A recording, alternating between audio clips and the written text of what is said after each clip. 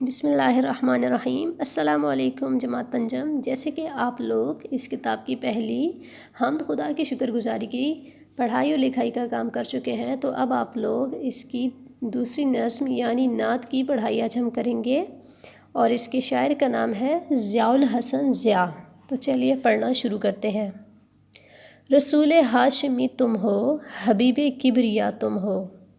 خدا کے رازداں تم ہو، ہمارے رہنما تم ہو، محبت اور صداقت کی ہمیں تعلیم دی تم نے، علم بردار رحمت ہو، حبیب کبریا تم ہو۔ تمہارے خلق کی خوشبو سے دو عالم مہکتے ہیں، تمہارے خلق کی خوشبو سے دو عالم مہکتے ہیں، یعنی آپ کے اخلاق کی خوشبو سے۔ تمہارا ہر عمل پیارا، خدا کے دل ربا تم ہو۔ ٹھیک ہے، سب سے پہلے شعر میں آپ لوگوں کو بتایا گیا ہے کہ آپ صلی اللہ علیہ وسلم کے لیے القاب کا استعمال کیا گیا ہے کہ آپ صلی اللہ علیہ وسلم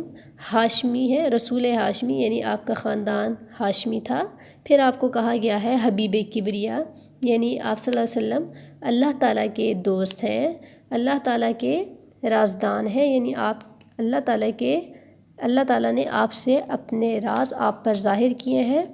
نیکسٹ ہے ہمارے رہنما تم ہو، یعنی کہ آپ ہماری ہر معاملے میں رہنمائی کرنے والے ہیں۔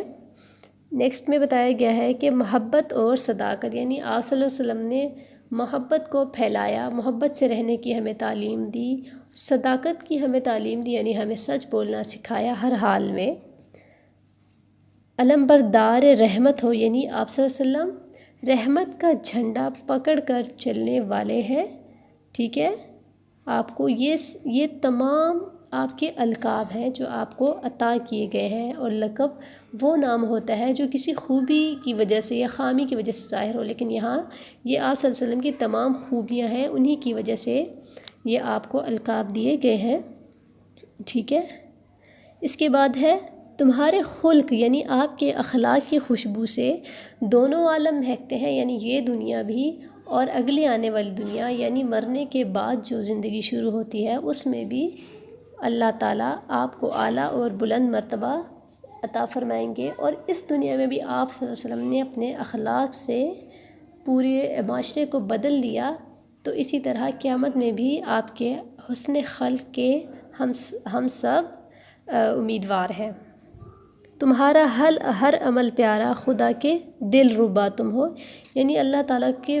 آپ بہت زیادہ نزدیک ہیں، اللہ تعالیٰ آپ کو بہت پسند کرتے ہیں۔ تمہیں قرآن میں کتنے لقب اللہ نے بخشے، کہیں شمس الضحیٰ تم ہو، کہیں بدر الدجیٰ تم ہو۔ پھر آپ کو بتایا گیا ہے کہ اللہ تعالیٰ نے قرآن پاک میں بھی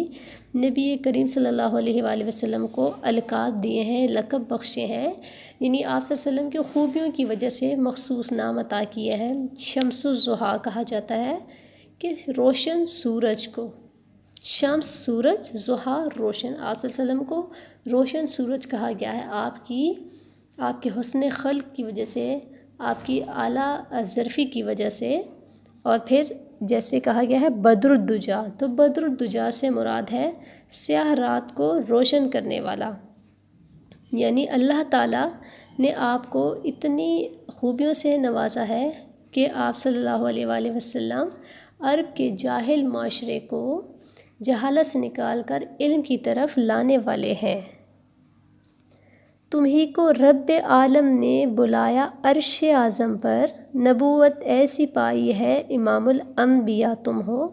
یعنی اللہ تعالیٰ نے آپ کو عرش اعظم پر بلایا، اپنے پاس بلایا معراج کے موقع پر، تو اللہ تعالیٰ نے آپ کو ایسی نبوت عطا کی ہے، اور پھر اللہ تعالیٰ نے فرمایا کہ آپ امام الانبیاء ہیں، یعنی تمام انبیاء کے سردار ہیں۔ کہوں اس سے سوا کیا ہو ضیاء کے جزو ایماں تم ہی ہر ابتدا ہو، شاہدی ہر انتہا تم ہو۔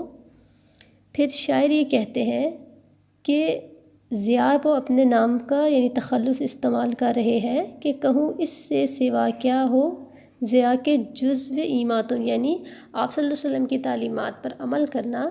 شاعر کہتا ہے کہ یہ میری زندگی کا لازمی جزو ہے، آپ میرے ہر کام کی ابتدا ہیں اور ہر کام کی انتہا بھی آپ ہی ہیں، یعنی میں آپ ہی کی تعلیمات پر عمل کرتا ہوں اور آپ کی تعلیمات رہتی دنیا تک انسانوں کے لیے رہنمائی کا ذریعہ ہیں۔ تو یہ تھی آپ کی نعت، اس کی پڑھائی جو ہم نے کی ہے، اور آپ لوگوں نے جب یہ پڑھائی کریں گے تو اس کے ساتھ ساتھ مشکل الفاظ کو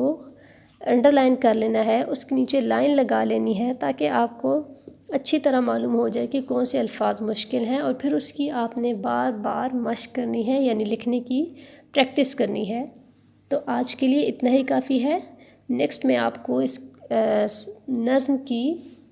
لکھائی کا کام دوں گی۔ اوکے، اللہ حافظ۔